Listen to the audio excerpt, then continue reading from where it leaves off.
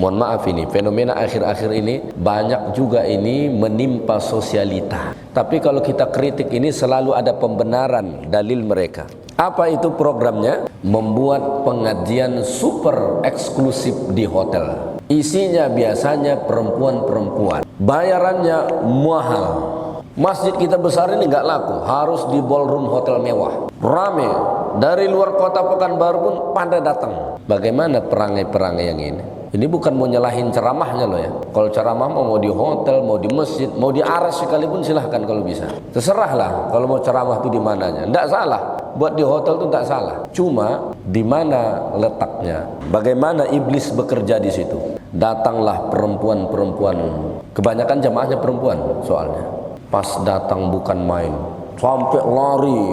Ngejar duduk paling depan. Sudah seperti mengejar sop pertama. Sop pertama pun nggak begitu loh.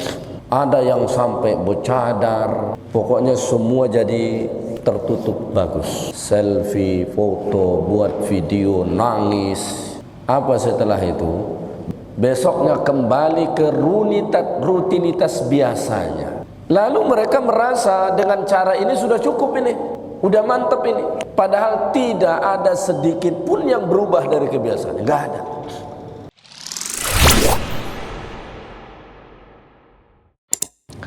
Baik, malam ini kita membaca Talbisul Iblis atau tipu daya iblis terhadap orang-orang yang hadir di majelis zikir. Ya. Tipu daya iblis terhadap orang-orang yang hadir di majelis zikir. Artinya saking dahsyatnya tipu daya iblis itu, di tempat-tempat di mana dilakukan kebaikan pun dia hadir. Majelis zikir itu Nabi sebut di dalam hadis menjadi satu taman dari taman-taman surga. Tapi ternyata iblis tetap tidak luput darinya. Ya. Ini mungkin menjadi satu topik yang penting juga bagi kita yang rutin ngikutin kajian. Karena ngikutin kajian ini juga bagian dari majelis zikir. Ya, hati-hati jangan sampai kita ikut majelis ilmu, datang ke majelis zikir, tapi sebetulnya kita sedang berada di bawah pengaruh perdaya oleh syaitan. Wa qad labisa iblisu ala khalqin katsirin minal awam. Iblis telah membuat tipu daya yang begitu banyak terhadap orang-orang awam. Jadi biasanya yang kena ini, mangsanya ini adalah orang awam. Bagaimana iblis membuat tipu daya terhadap mereka? Yahduruna majalis dzikr. Mereka hadir di majelis zikir. Ada dibuat majelis zikir. Zikir bersama, hadir ramai. Orang-orang pada datang. Ada dibuat majelis salawat, ramai datang. Ya. Wa yabakun. Di majelis zikir tadi mereka menangis. Apalagi yang membawakan majelis zikir itu pandai. Astaghfirullah Rabbal baraya, astaghfirullah minal khataya. Terpedaya jemaah, menangis semua. Ya. Kenapa? Suara yang membawakan zikir ini bagus. Jemaah pun syahdu dengan itu, terbawa dengan itu. Subhanallah walhamdulillah. Terbawa jemaah. Majelis ini tak salah. Kalimah-kalimah tadi tak salah. Itu kalimah-kalimah thayyibah.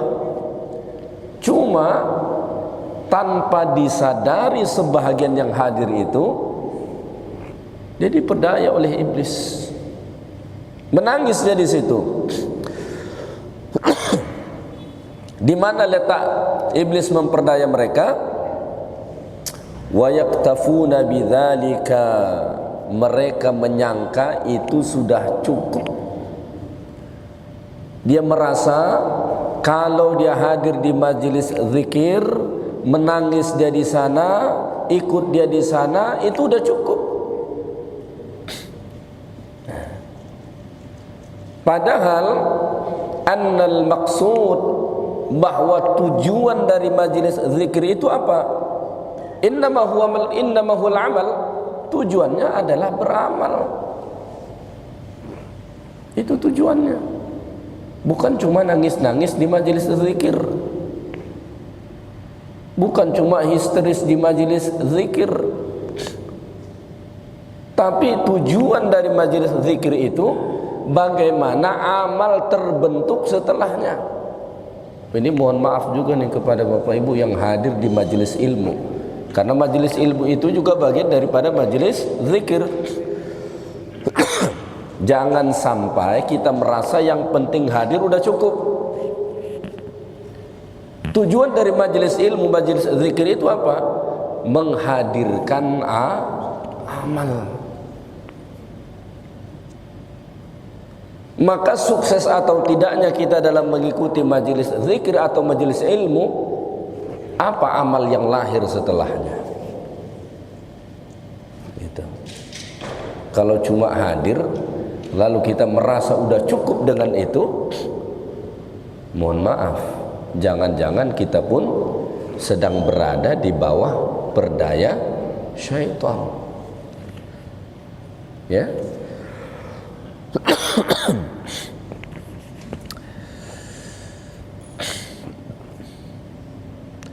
Wa idza lam ya'mal bima yasma'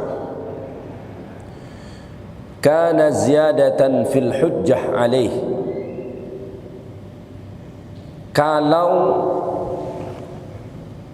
dia tidak mengamalkan apa yang dia dapat di majelis zikir, majelis ilmu tadi, itu justru menjadi beban untuk dia di akhirat. Lah ya, dalam hadis dikatakan la tazalu qadama 'abdin yaumal qiyamah. Kaki kita ini enggak akan bergerak nanti, kedua tumit kaki kita enggak akan bergerak di hadapan Allah sehingga ditanya 4 hal. Satu daripada 4 ini adalah an ilmihi fi ma amila bih, tentang ilmu kita yang kita dapat di majelis zikir tadi, yang kita dapat di majelis ilmu tadi, apa yang sudah kita amalkan. Itu ditanya Allah. Fulan, dulu kamu tiap malam hadir di majelis ilmu, tiap subuh kamu hadir di majelis ilmu, itu bagus.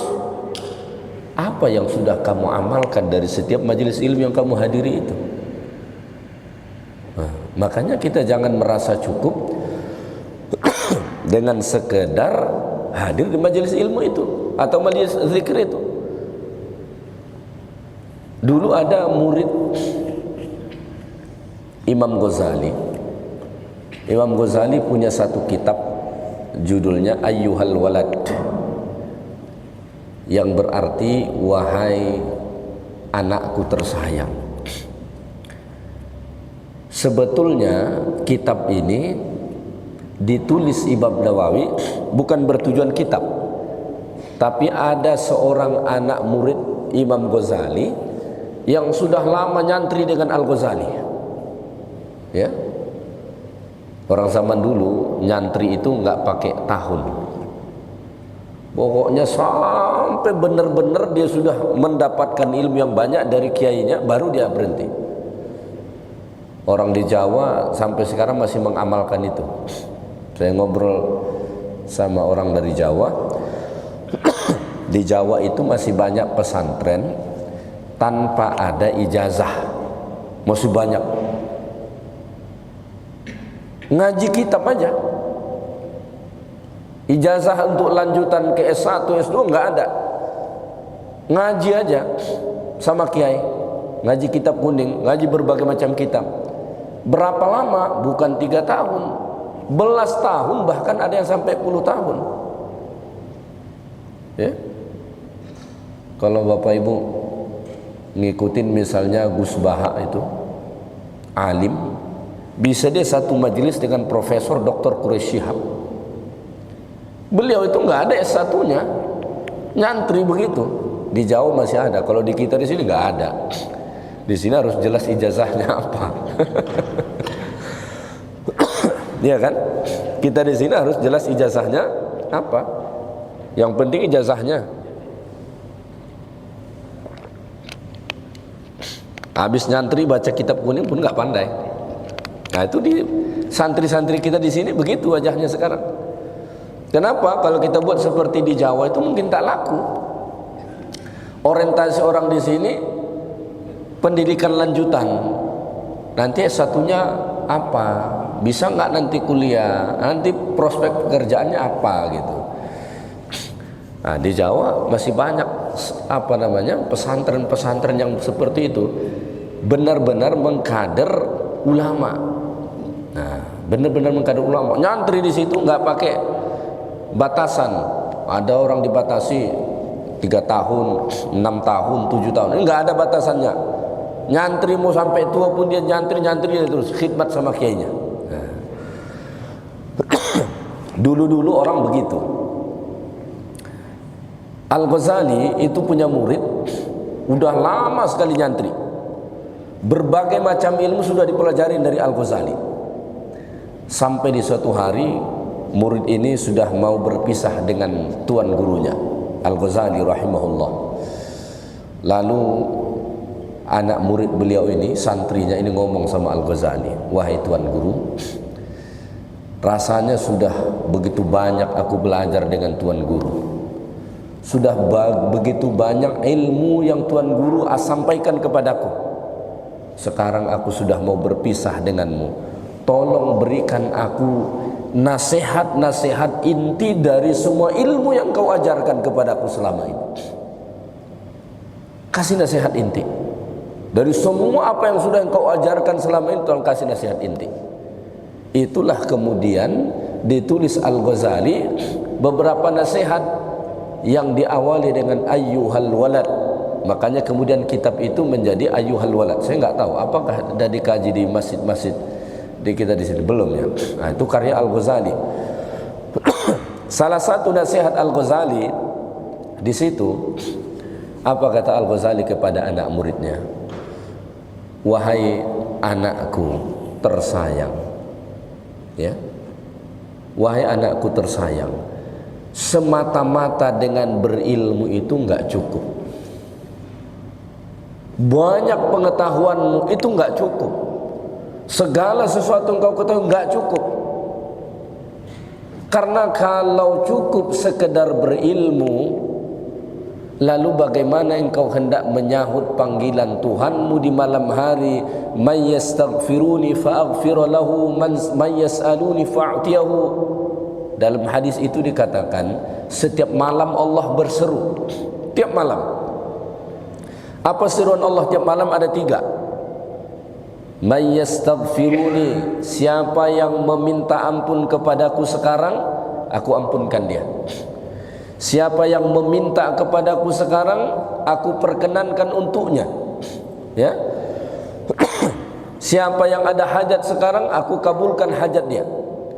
Kalau cuma semata-mata dengan ilmu itu sudah cukup, lalu bagaimana engkau hendak menjawab panggilan Tuhanmu ini setiap malam? Artinya Al-Ghazali menasihati kepada muridnya, tidak ada gunanya engkau sekedar berilmu kalau tidak beramal, terutama amal-amal di malam hari.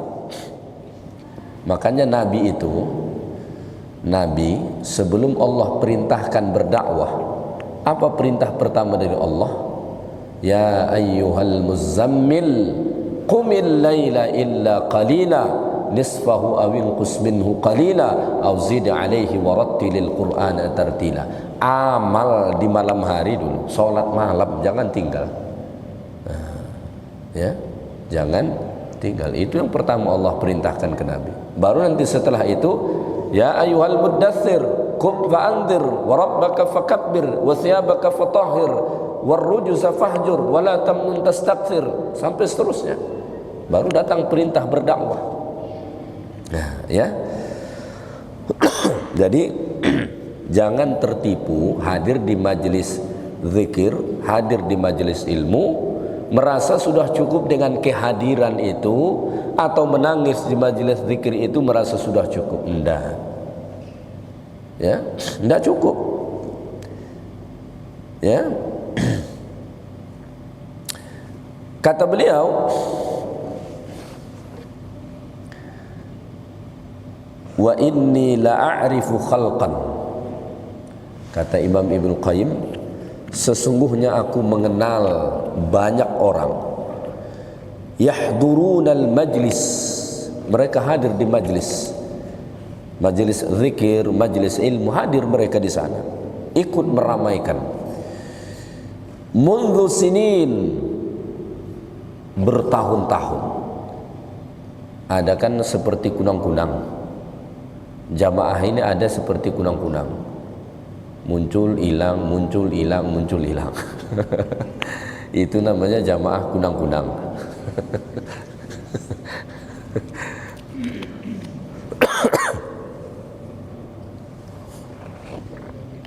Ini bukan jamaah kunang-kunang ini yang dibilang beliau. Rutin hadir bertahun-tahun. Wa yabkun, di majelis zikir itu menangis mereka. Menangis. Wa yakhsha'un, khusyuknya bukan main. Tetapi wala yataghayyaru ahaduhum amma qad i'tadah, tapi tidak sedikit pun berubah dari kebiasaannya. Ya, hadir di majelis zikir enggak henti-henti. Ada orang buat majelis zikir setiap malam Jumat, dinamakan berbagai macam nama majelis zikirnya, hadir. Bagus, majelis zikir itu bagus, bukan tak bagus. Tapi ada orang yang diperdaya oleh iblis yang hadir ini, merasa sudah cukup dengan hadir itu. Bahkan ada di antara mereka merasa makomnya sudah setinggi langit. Padahal letak mereka tertipu di mana? Tidak ada sedikit pun berubah dari kebiasaan-kebiasaannya. Terutama fil muamalah, dalam muamalatnya. Misalnya apa? Misalnya fir riba, tetap riba. Hadir di majelis ilmu, majelis zikir, rajin, tapi kebiasaan ribanya dari dulu sampai sekarang nggak berhenti.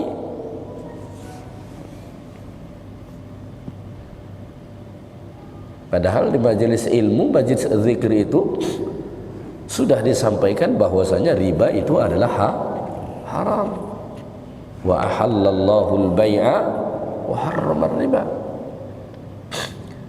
Bahkan ada orang yang lebih tertipu lagi, yang hadir di majelis zikir ini, apa dia bilang? Saya lebih senang hadir di majelis Ustadz Fulan. Kenapa? Isi majelisnya istighfar, sholawat, tasbih, tahlil, nggak ada menyentuh soal kehidupan. Kenapa?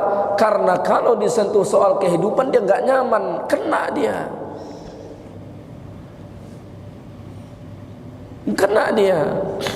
Dia kalau kena nggak nyaman dia. Karena gini, mohon maaf sekali lagi, ada orang ini hadir di majelis zikir, hadir di majelis ilmu, hanya pengen mendengar yang sesuai dengan nafsunya.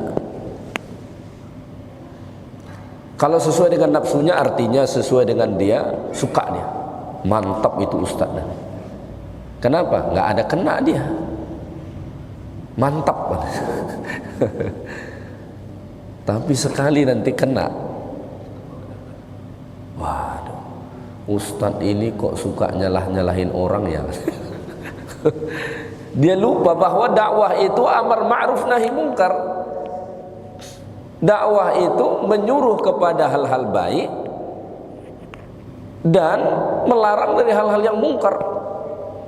Biasanya orang tidak pernah tersinggung dengan amar ma'ruf. Biasanya disuruh orang sholat, ada yang tersinggung nggak? Nggak ada. Disuruh sedekah, ada yang tersinggung? Nggak ada. Kalau hal perintah itu sama ada perintah wajib atau sunat, apapun disuruh, insya Allah nggak ada orang tersinggung. Maka dengan amar ma'ruf biasanya aman. Tapi pas dinahi mungkarnya, waduh, berat. Pas dinahi mungkarnya ini paling berat. Melarang dari hal yang mungkar.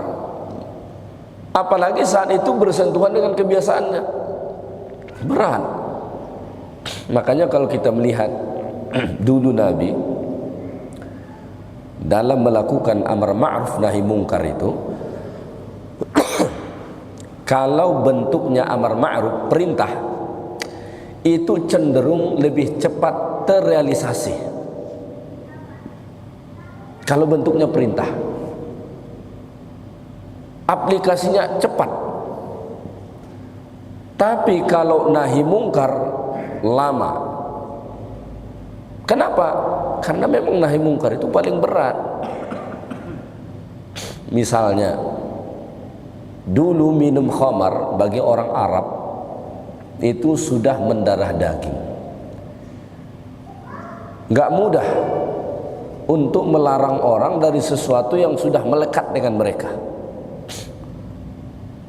Maka untuk menghentikan kebiasaan itu nggak selesai dalam satu malam turun ayat selesai, enggak. Makan waktu cukup lama sampai akhirnya turun ayat innamal khamru wal maisiru wal ansab wal azlamu rijsum min amali syaitan fajtanibuh innama yuridu syaitanu ayyuki'a bainakumul adawata wal baghdha'a fil khamri wal maisir. Lama prosesnya, berperingkat-peringkat dulu. Kenapa? Ini nahi mungkar, nggak mudah. Nah. Makanya ada orang hadir di majelis ilmu itu pengennya mendengar yang sesuai sama dia saja, nyaman dia rasa. Nah, ya, nah, ini maksudnya ini untuk muhasabah untuk kita semua. Jadi hadir di majelis ilmu itu kita memang dari rumah harus niat untuk memperbaiki diri, menambah ilmu, niatnya itu. Jangan pandang Ustadz ini kayaknya mau nembak saya nih. Insya Allah tidak ada yang begitu, ya. Insya Allah tidak ada yang begitu. Baik, jadi ada orang begitu. Ngaji sih ngaji, tapi ribanya jalan terus. Wal ghasyi fil bai', nipunya juga nggak berhenti.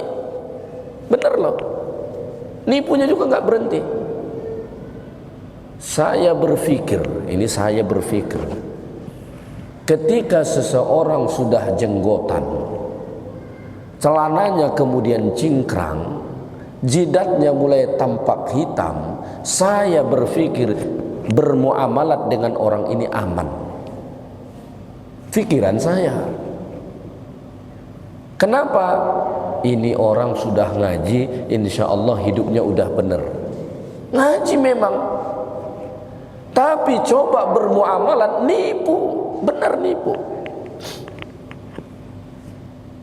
Nipu. Makanya ini saya ingatkan, jangan terpesona dengan jenggot dan cingkrangnya. Nggak percaya coba aja muamalat, beneran. Nggak percaya coba aja bermuamalat, ketemu itu nanti. Ya, coba kasih amanah, kena itu nanti. Yang salah bukan jenggotnya, yang salah bukan cingkrangnya, itu nggak salah. Salahnya di mana? Orang tertipu dalam ngajinya. Dia merasa dengan jenggotnya dipanjangin, cingkrangnya ditinggiin, itu sudah sunnah dia. Lupa bahwasanya sunnah itu berkaitan dengan muamalat juga. Itu kan banyak kasus itu. Properti syariah. Ujung-ujungnya apa? Nipu. Benar, nggak percaya cari aja beritanya. Itu baru yang masuk berita tuh. Ya, belum lagi yang nggak masuk berita. Banyak gitu. Sekali lagi bukan mau menyalahkan jenggotnya sama cingkrangnya, enggak. Itu nggak bisa kita pungkiri sunnah. Ya, itu nggak bisa kita pungkiri, itu sunnah. Ya. Tapi kadang-kadang orang awam terutama merasa sudah cukup dengan itu. Dia lupa bahwasanya tujuan maksud utama majelis zikir, majelis ilmu, pengajian atau apapun namanya kita sebut, itu untuk amal, membentuk amal kita. Jangan merasa cukup dengan hadir di kajian itu. Mohon maaf, ini fenomena akhir-akhir ini banyak juga ini menimpa sosialita. Tapi kalau kita kritik ini selalu ada pembenaran dalil mereka.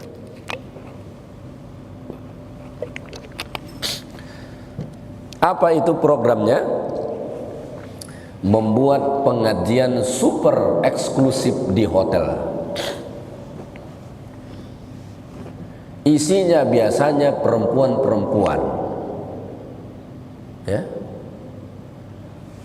Bayarannya mahal. Masjid kita besar ini nggak laku, harus di ballroom hotel mewah. Di Pekanbaru yang saya tahu pernah dibuat di Swiss Berlin. Rame dari luar kota Pekanbaru pun pada datang. Ya. Bagaimana perangai-perangai yang ini? Ini bukan mau nyalahin ceramahnya loh ya. Kalau ceramah mau di hotel, mau di masjid, mau di aras sekalipun silahkan kalau bisa. Terserahlah kalau mau ceramah itu di mananya. Tidak salah. Buat di hotel itu tidak salah. Cuma di mana letaknya? Bagaimana iblis bekerja di situ? Datanglah perempuan-perempuan. Kebanyakan jamaahnya perempuan soalnya. Ya, kalau tak percaya tengok aja di sosial media, ketemu itu. Ya, pas datang bukan main, sampai lari, ngejar duduk paling depan. Sudah seperti mengejar sok pertama. Sok pertama pun nggak begitu loh. Lari, duduk sok depan. Ada yang sampai bercadar, ya, pokoknya semua jadi tertutup bagus. Selfie, foto, buat video, nangis. Apa setelah itu? Besoknya kembali seperti telanjang pakaiannya. Ya, besoknya kembali ke rutinitas biasanya. Lalu mereka merasa dengan cara ini sudah cukup ini, udah mantep ini. Padahal tidak ada sedikit pun yang berubah dari kebiasaan, nggak ada. Ya mau gimana juga mau berubah, isinya cuma curhat-curhatan. Mama Dede udah lama buat itu acara. Curhat ma, iya ma, isinya cuma curhat. Cerita cinta-cinta fiktif, cuman itu isinya. Nggak ada yang berubah. Kajian ilmu di masjid nggak didatangin. Coba kalau benar-benar orang-orang itu pengen ngaji, ini hadir di majelis ilmu. Di mana di masjid-masjid kita di Pekanbaru, alhamdulillah diisi oleh ustadz-ustadz yang alim, banyak, pengajiannya berkelanjutan. Hadirlah. Tapi memang begitu, iblis itu bermain. Iblis itu bermain. Makanya jangan jadi orang yang diperdaya iblis hadir di majelis zikir, majelis ilmu. Tujuannya semua harus melahirkan amal. Harus. Kalau nggak begitu tertipu kita. Ya, kalau nggak begitu tertipu. Mestinya kita pulang dari majelis zikir, majelis ilmu, amalnya makin benar, akhlaknya makin benar, muamalatnya kalau ada yang nggak benar berubah. Nah, ini seperti yang dikatakan oleh Imam Ibnu Qayyim al-Jauziyah, wala yataghayyar ahaduhum amma qad i'tadahu minal muamalah. Gak ada sedikit pun berubah dari muamalat mereka.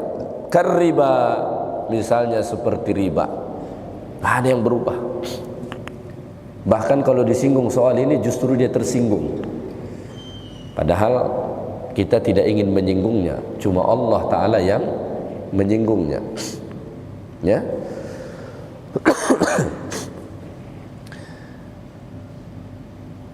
Wal ghasy fil bai', masih tetap tipu menipu dalam transaksinya, jual belinya, nggak berubah.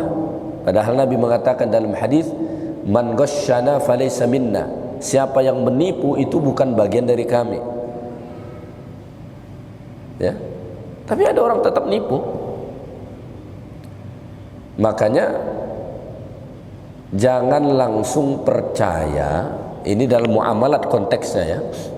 Jangan langsung percaya dalam muamalat dengan orang yang terlihat udah ngaji, istilah orang sekarang. Jangan langsung lock, udah pasti benar ini orang, jangan. Kenapa? Kasusnya banyak terjadi. Justru ternyata kehadiran dia di majelis ilmu ikut ngaji tadi itu cuma modus untuk melancarkan apa yang dia inginkan, cari mangsa di pengajian itu. Bener loh. Ada yang cari mangsa perempuan, kalau dia pengen nambah pasangan, hadirlah dia di kajian yang kira-kira kuat menyatakan poligami supaya bisa dia dapat. Ada yang cari mangsa begitu, ada yang cari mangsa untuk bisnis. Ini semua terjadi, bukan omong kosong, ini semua terjadi. Makanya dalam hal muamalat, walaupun kita melihat ini orang sudah ngaji, jangan langsung pastikan ini sudah pasti amanah, jangan. Coba dulu pelan-pelan dalam bermuamalat. Kalau memang dia mengamalkan ilmu, nah insya Allah amanah. Tapi kan tidak sedikit orang yang ngaji, istilahnya datang ke majelis-majelis ilmu, majelis zikir, tapi nggak diamalkan ilmunya. Pulang ke rumah nggak ada yang berubah sedikit pun. Tutur kata dengan pasangannya tetap kasar seperti dulu, nggak ada yang berubah. Akhlak dengan anak-anak nggak ada yang berubah. Bahkan saya kadang-kadang dimohon maaf sekali lagi, saya pernah ketemu dengan jamaah lah kita sebutnya. Di masjid saya lihat dia bagus, hadir di majelis ilmu. Sekali ketemu di masyarakat pakai celana pendek, tak berbaju. Apa-apaan lah pula bapak ini. Ya, kalau pakaian itu selama masih menutup auratnya nggak apa-apa. Yang penting kan nutup aurat. Saya pun kalau ketemu di luar nggak begini pakaian saya, tapi tetap menutup aurat. Ini ada yang sampai nggak nutup aurat, kesana kemarin nggak nutup aurat, tapi datang ngaji. Malah kalau kita pikir itu kan hal yang sangat sederhana. Kalau kita sudah ngaji itu minimal auratnya bisa dijaga begitu. Tapi enggak. Nah, ya. Baik. Kita lanjutkan. Wal jahli bi arkanis shalah. Bahkan ada yang tetap jahil tentang rukun-rukun sholatnya. Hadir ke majelis zikir, tapi tentang rukun sholatnya tetap jahil, nggak ngerti, nggak tahu dia. Wal ghibah lil muslimin, ini paling banyak terjadi. Hadir di majelis zikir, hadir di majelis ilmu, tapi kegiatan setelah itu apa? Menggibah kaum muslimin. Bahkan tidak jarang terjadi majelis zikir berubah menjadi majelis ghibah. Ya, tidak jarang terjadi majelis zikir berubah menjadi majelis ghibah. Mestinya di majelis itu kita mengingat kebesaran Allah, malah ngingat si fulan. Lalu ngomongin dia, membicarakan dia, tertipu sudah kita. Ya, apa yang dikatakan oleh Al-Imam Ibnu Qayyim Al-Jauziyah ini rasanya benar-benar terjadi. Rasanya benar-benar terjadi. Ya. Wal 'uququ lil walidain. Bahkan ada yang tetap durhaka sama orang tuanya. Ikut ngaji, ikut majelis zikir, tapi durhaka sama orang tuanya. Hubungannya enggak baik sama orang tuanya. Ya. Saya ada sampai kenal seorang hamba Allah, bahkan ke rumah orang tuanya pun dia enggak mau. Nginjakin kakinya ke rumah orang tuanya pun dia enggak mau. Ya, padahal ngaji. Lalu di mana pengamalan terhadap ilmu yang dia dapatkan tadi? Ya kan? Nah, maka kata Imam Ibnu Qayyim, wa haula'i qad labisa alaihim iblis. Mereka yang disebutkan tadi, yang tidak berubah amalnya walaupun sudah ikut pengajian, sudah datang ke majelis zikir, mereka semua itu telah terkena tipu daya iblis.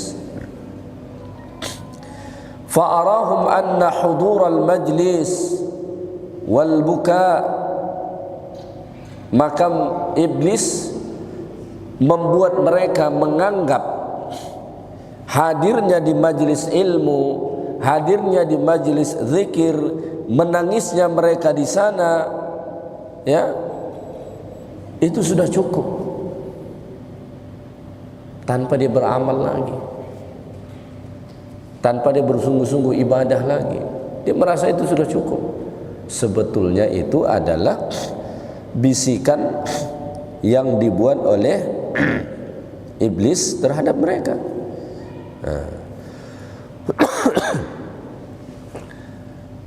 Yang lebih parah lagi, wa ara ba'dahum, iblis membisikkan kepada sebagian mereka, anna mujalasatal ulama was salihin, bahwa bermajlis dengan ulama dan salihin itu sudah bisa menjadi penyelamat untuk mereka. Benar, kita hadir di majelis ilmu, bermajlis dengan ulama, dengan orang saleh, itu mendatangkan kebaikan, benar. Sekiranya juga disertai dengan amal kita. Ya. Kalau nggak dibarengin dengan amal kita, nggak ada manfaatnya. Ya.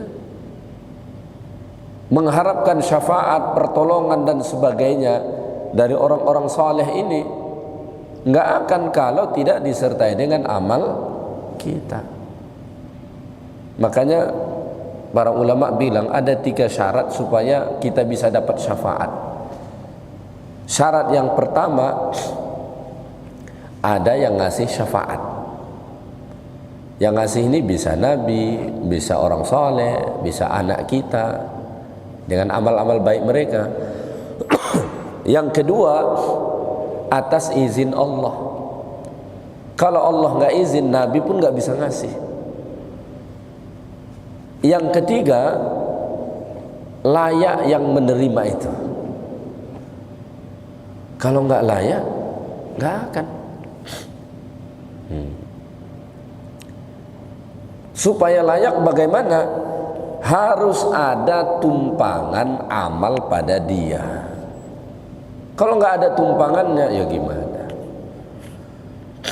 Sama seperti